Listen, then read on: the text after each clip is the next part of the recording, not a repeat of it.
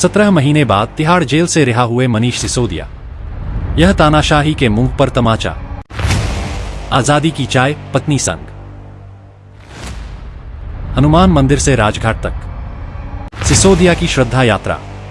अरविंद केजरीवाल की रिहाई की उम्मीद। मनीष सिसोदिया ने भरी हुंकार। दिल्ली के पूर्व deputy CM Manish Sisodia Tihar jail से रिहा होकर 17 महीने बाद बाहर आए। जेल के बाहर खड़े उनके समर्थकों ने उनका गर्मजोशी से स्वागत किया, एक ऐसा पल जिसका इंतजार सभी को था। देखिए, आज आम आदमी पार्टी के लिए, दिल्ली के लोगों के लिए बहुत बड़ा दिन है और आज पूरी दिल्ली जश्न मना रही है कि उनके फेवरेट एजुकेशन मिनिस्टर आज दिल्ली से बाहर आ रहे हैं। आगे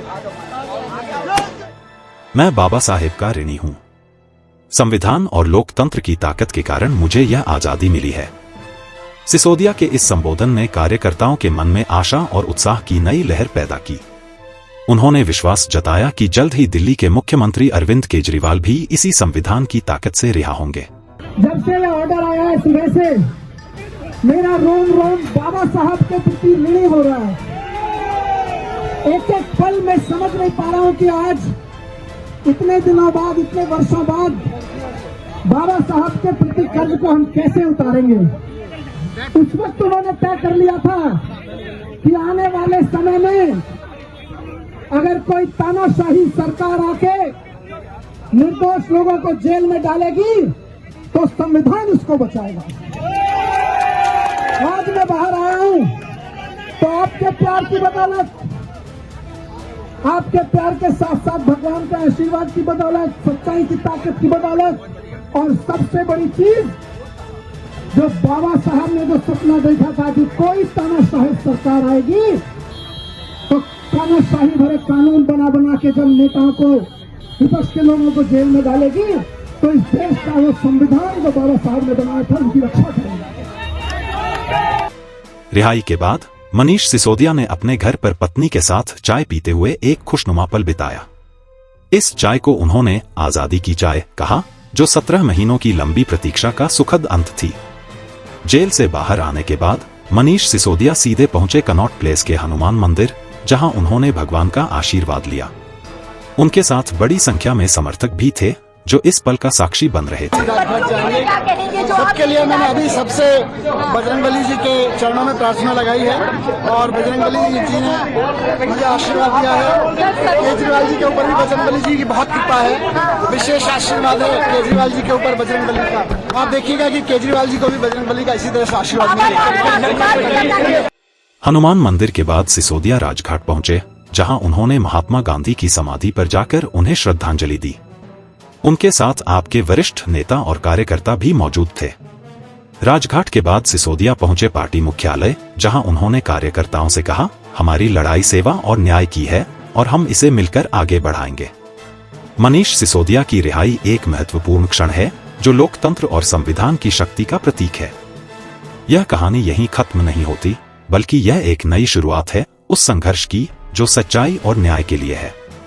करेंगे, आशीर्वाद लेंगे अपनी पार्टी के लिए, देश के लिए, दिल्ली के लोगों के लिए। और जो लड़ाई अरविंद केजरीवाल जी के नेतृत्व में शुरू हुई है, शिक्षा की, स्वास्थ्य की, बिजली की, पानी की, आम आदमी को सहूलियत देने की, उसको हम लोग आगे बढ़ाने का संकल्प लेंगे।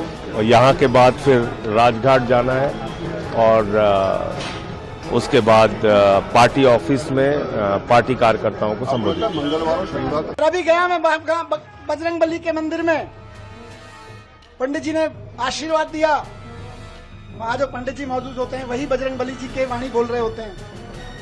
उन्होंने बजरंगबली जी की वाणी से आशीर्वाद दिया, विजयी भव, सफल भव। मैंने कहा जी एक ही सफलता का मंत्र है, दिल्ली के एक एक बच्चे के लिए शानदार स्कूल बना के देने हैं, यही हमारी सफलता है। और इसके लिए मैं कल से कह रहा था अपने साथियों से, हम तो रथ के घोड़े हैं, हमारा असली सारथी अभी जेल में बंद है, वो भी बाहर आ जाए। फिर उसके बाद हमको तो जहां हकेंगे हम हकेंगे, लेकिन हमारा असली सारथी भी जेल में बंद है और जेल के ताले टूटेंगे, बहुत जल्दी छूट के आ जाएंगे। बहुत कृपा है अरविंद जी के ऊपर बजरंगबली की। आपको याद है ना, लंबे समय से बहुत सारे लोग साथ हैं, कितने शुगर का पेशेंट होने के बावजूद कितना लंबा लंबा फास्ट किया, केवल बजरंगबली जी की कृपा से। तमाम तरह के आरोप, इतने इतने आरोप लगाए झूठे झूठे, बच गए, निकल के आ गए केवल अरविंद जी बजरंगबली जी की कृपा से। और मैं समझता हूं भगवान की कृपा, बजरंगबली जी की कृपा हम पर कल हुई बाबा साहब के दिए हुए संविधान की बदौलत। बाबा साहब ने, जब ये मुकदमे की सुनवाई चल रही थी, मैं बहुत ध्यान से सुन रहा था, पढ़ रहा था, पूरी डिटेल ले रहा था वकील साहबों से। बाबा साहब ने 75 साल पहले, करीब 75 साल पहले अंदाजा लगा लिया था कि कभी कभी ऐसा भी होगा, हम लोकतंत्र का संविधान बना रहे हैं, लेकिन कभी कभी ऐसा भी होगा कि इस देश में तानाशाही ताकतें आके आतंकवादियों और ड्रग माफियाओं पर लगाए जाने वाले कानून को आम आदमी के ऊपर लगाएंगे, व्यापारियों के ऊपर लगाएंगे, विपक्षियों के ऊपर लगाएंगे। तो उस वक्त उन व्यापारियों को, उन आम आदमियों को, उन विपक्षियों को कौन बचाएगा? तो बाबा साहब ने पहले ही लाइन जोड़ दी थी, संविधान बचाएगा। यही भगवान की कृपा है। कौन बचाएगा उनको जब तानाशाह सरकार अपना जुल्म करेगी, एजेंसियों का दुरुपयोग, कानूनों का दुरुपयोग करेगी, जेलों का दुरुपयोग करेगी, तो कौन बचाएगा?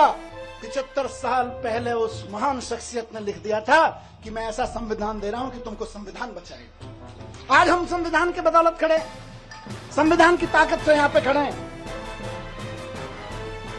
आज मैं शुक्रगुजार हूं देश के संविधान का, बाबा साहब का, और साथ साथ बहुत विनम्र निवेदन के साथ में माननीय सुप्रीम कोर्ट का, बहुत विनम्र सम्मान के साथ में माननीय सुप्रीम कोर्ट ने संविधान का की दी हुई ताकत का इस्तेमाल करते हुए कल तानाशाही को कुचला, तानाशाही को कल गलत ठहराया। और माननीय सुप्रीम कोर्ट के साथ साथ मैं बहुत तहे दिल से शुक्रगुजार हूं उन वकीलों का जो पिछले 1.5 साल से, 17-18 महीने से, और बल्कि उससे पहले से भी पूरी लड़ाई लड़ रहे हैं।